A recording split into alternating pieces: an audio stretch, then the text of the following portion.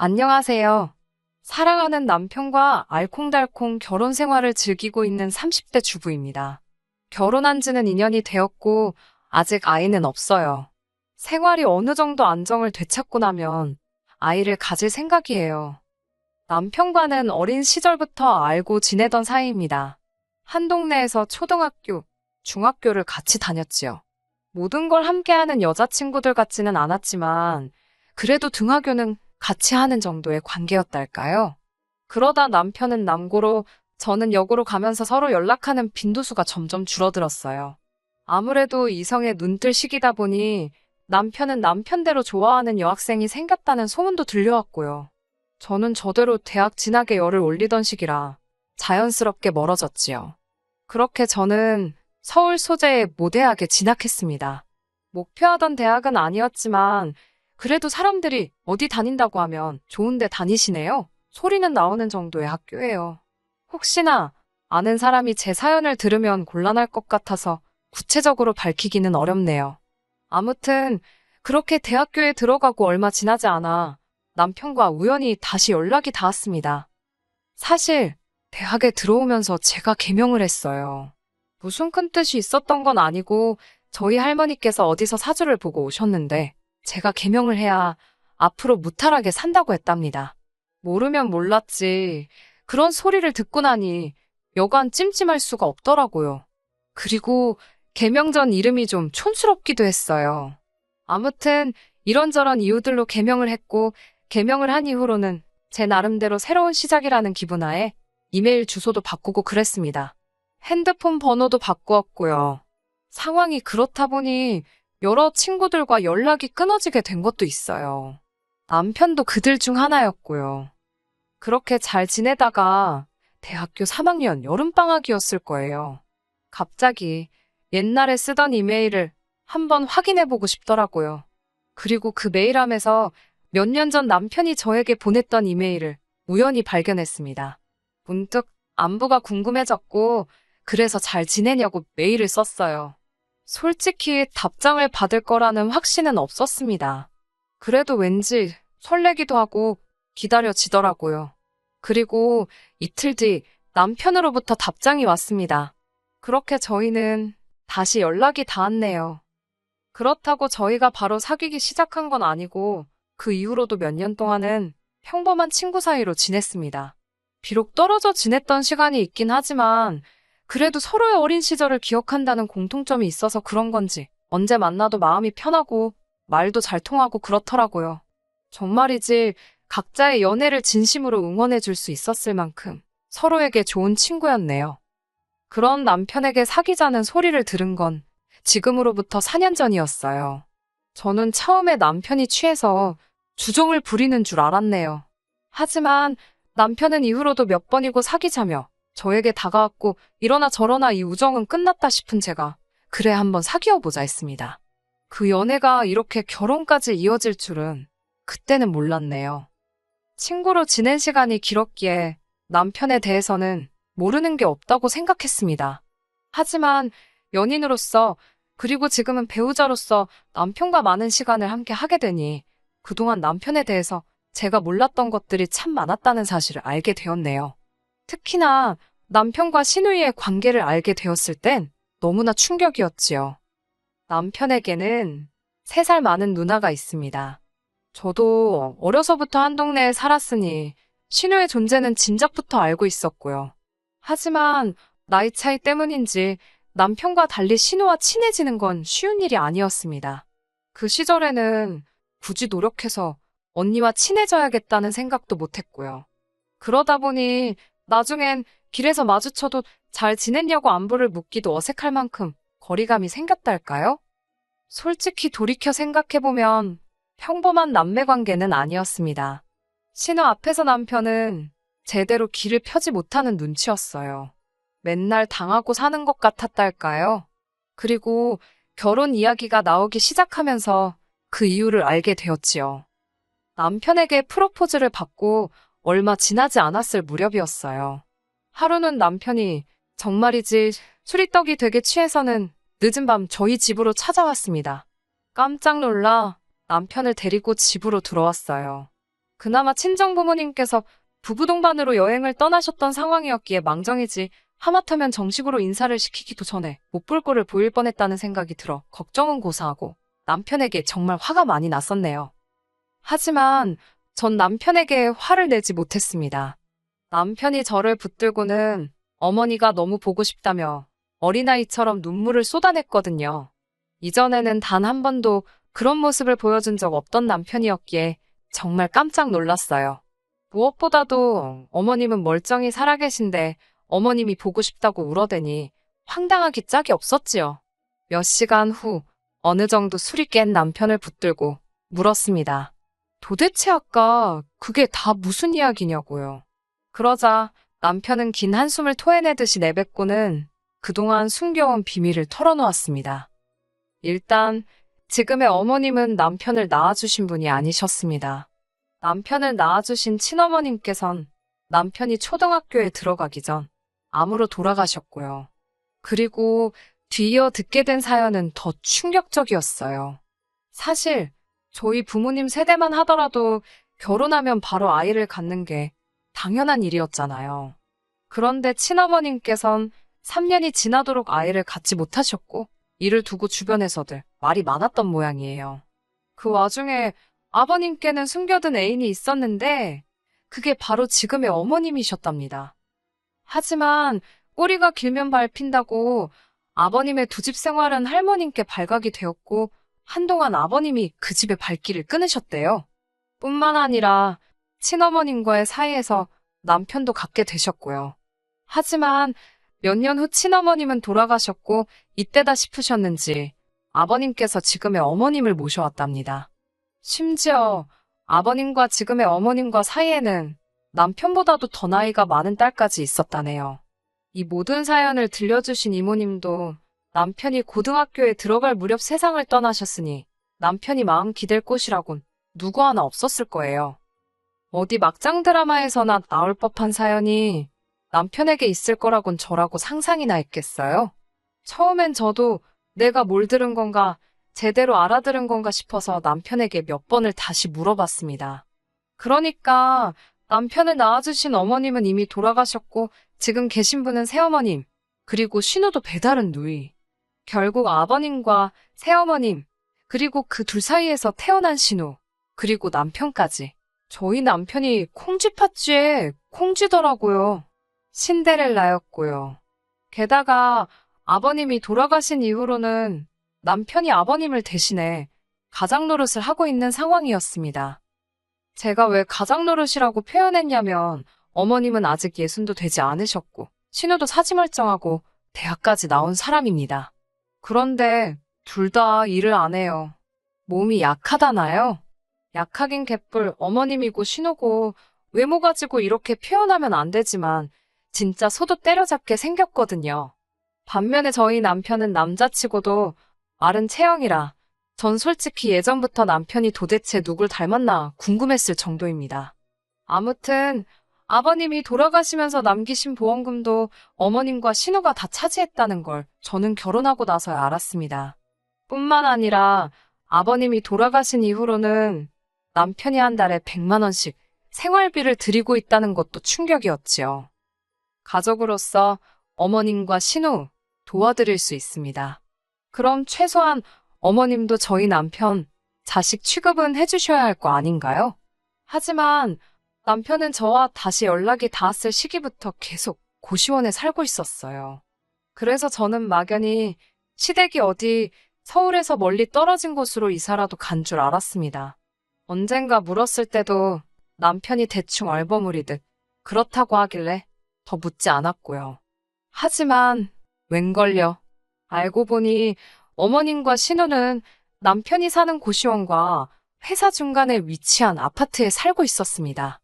그 사실을 알게 된 제가 너무 어이가 없어서 도대체 왜 너만 나와 사는 거냐고 물었더니 어머님께서 만나는 분이 자주 집에 오셔서 주무시고 가시는데 남편의 존재를 불편해 하신다나요? 그래서 그렇답니다. 솔직히 이때는 이게 내쫓은 거지 내쫓은 게 아니면 뭔가 싶더라고요. 이 모든 상황을 알면서도 파혼 대신 결혼을 선택한 이유는 남편에 대한 제 사랑과 의리 때문이었습니다. 그런 힘든 환경 속에 남편을 혼자 내버려 둘 수 없었다고 할까요? 어머님이나 신우, 두 사람 다 남편의 결혼엔 일절 관심이 없었습니다. 저라는 사람에 대해서도 별로 궁금해하지 않으셨지요. 딱 한 가지 굉장히 예민하게 반응하신 부분이 있는데 그건 바로 결혼식에 들어가는 비용이라던가 혼수 그리고 예단 문제였습니다. 솔직히 남자친구의 가정사를 알고 난 이후로 신혼집이나 기타 여러 가지 부분에 있어서 저는 기대를 버린 상황이었습니다. 같이 사는 것도 마뜩찮아서 내쫓은 아들에게 돈을 보태주실 리가 만무하잖아요. 아니나 다를까 상견례 자리에서 어머님께서는 아직 신우가 시집도 못 갔는데 남편이 먼저 결혼하는 것에 대해서 굉장히 불쾌하게 생각하시는 눈치였습니다.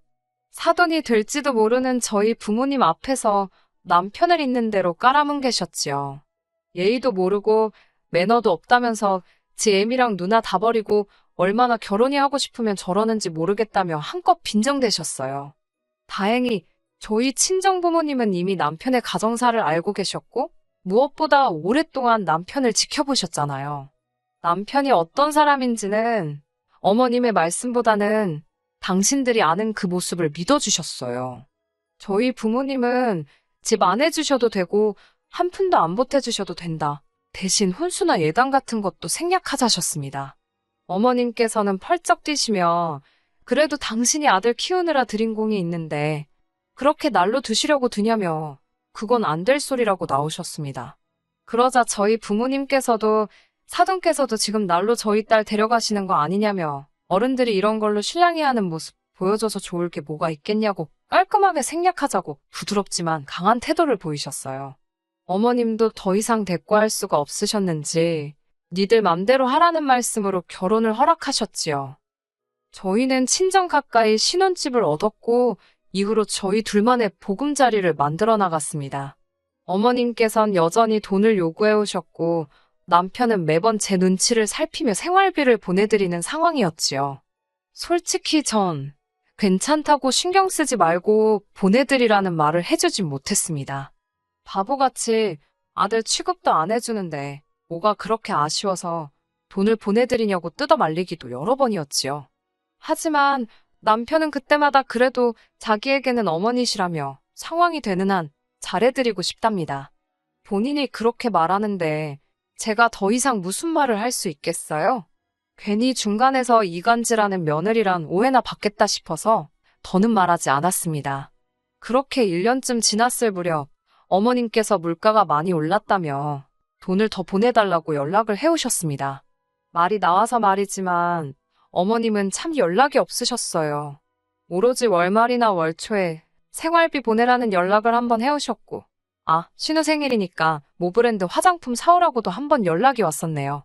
게다가 남편이 맹장이 터져서 병원에 입원했을 때도 죽는 병도 아닌데 유난 떨지 말라는 말이 전부였습니다. 친정 어머니는 그나마 시집살이는 없지 않냐며 좋게 생각하라 하셨지만 남편 입장에서 생각해보면 얼마나 서운할까 저 속이 말이 아니겠구나 싶더라고요. 이 밖에도 그동안 있었던 크고 작은 일들을 전부 다 나열할 수는 없지만 보는 사람이 더 민망할 만큼 어머님께선 저희 남편을 배려 없이 대하셨습니다. 그래도 부모 자식 간의 일이다 생각하고 최대한 관여하지 않으려고 했어요. 솔직한 말로 제가 모르는 속사정이 또 있을지 모르잖아요.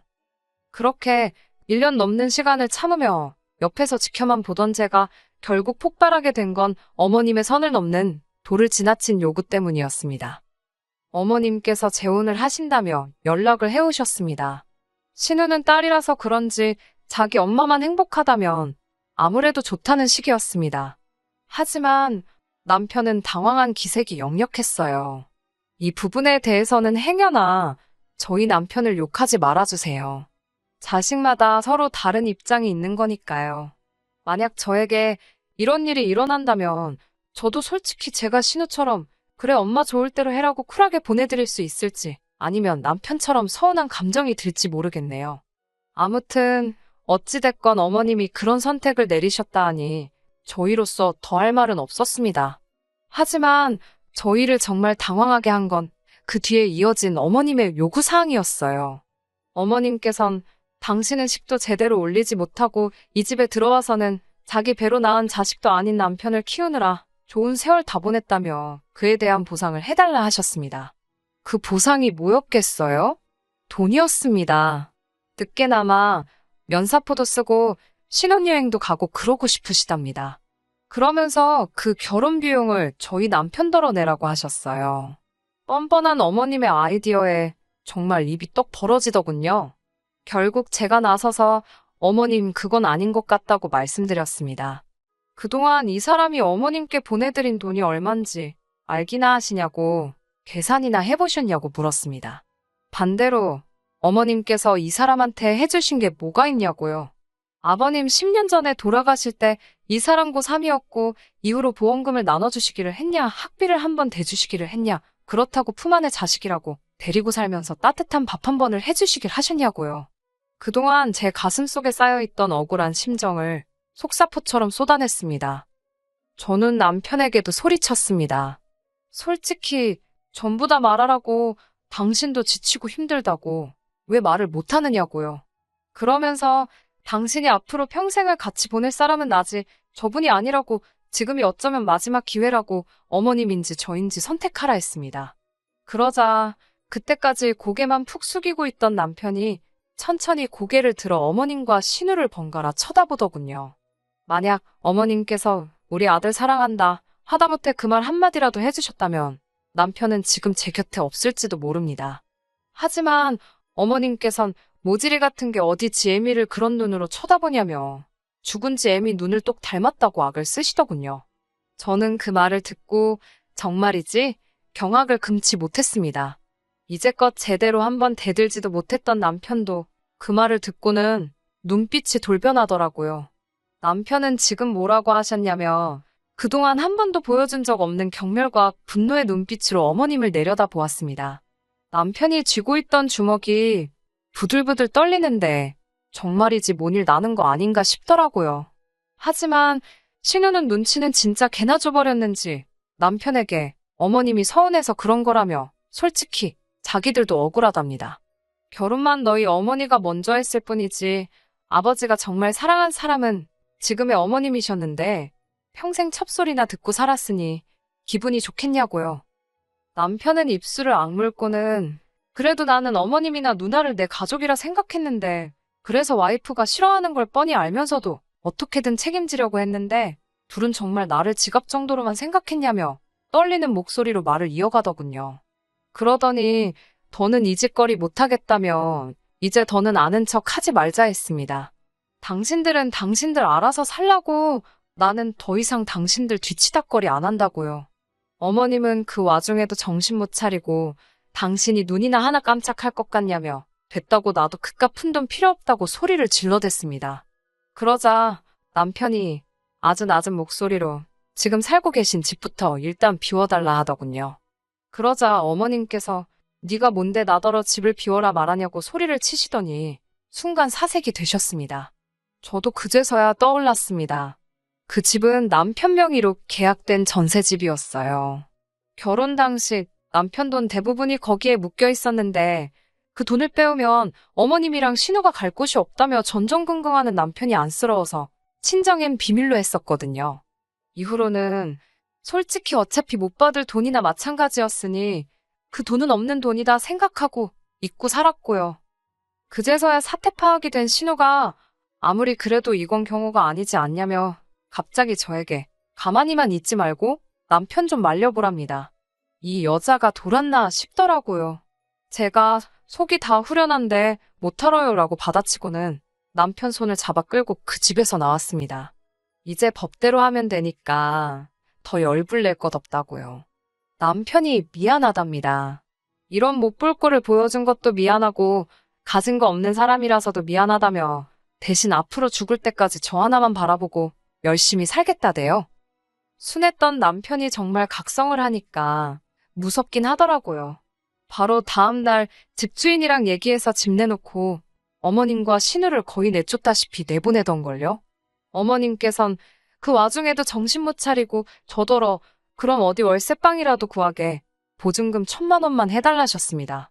물론 1초도 안 걸려서 거절했어요. 어머님께서 저 같은 개차반 며느리는 처음 보신다길래 저도 어머님 같은 개차반 시어머니는 처음이라고 응수했네요. 벌써 6개월이란 시간이 지났지만 어머님은 계속해서 연락을 해오십니다. 요즘엔 작전을 바꾸신 건지 라면값이 없다, 혹은 버스비가 없다 그러시면서 5만 원만 10만 원만 이런 말 뭐하지만 거의 국어를 하시네요.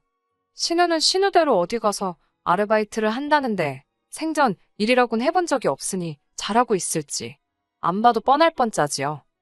아, 우려와 달리 남편은 전에 없이 잘 지내고 있습니다. 어머님께 삥을 안 뜯기니까 돈도 잘 모이고요. 남편이 저희 친정에 정말 끔찍히 잘하네요. 요새는 정말 걱정거리 하나 없이 웃음꽃만 피우며 살고 있습니다. 살다 보면 또 생각지 못한 일들이 있을 수도 있겠지요. 하지만 이젠 걱정 없어요. 남편과 함께라면 어떤 일이든 잘 해결해 나갈 수 있을 것 같은 확신이 들거든요. 자기야, 우리 앞으로도 행복하게 잘 살자. 끝까지 들어주셔서 감사합니다. 오늘의 사연은 여기까지입니다. 구독과 좋아요, 알람 설정 부탁드리고 더 좋은 사연으로 다시 찾아뵙겠습니다. 감사합니다.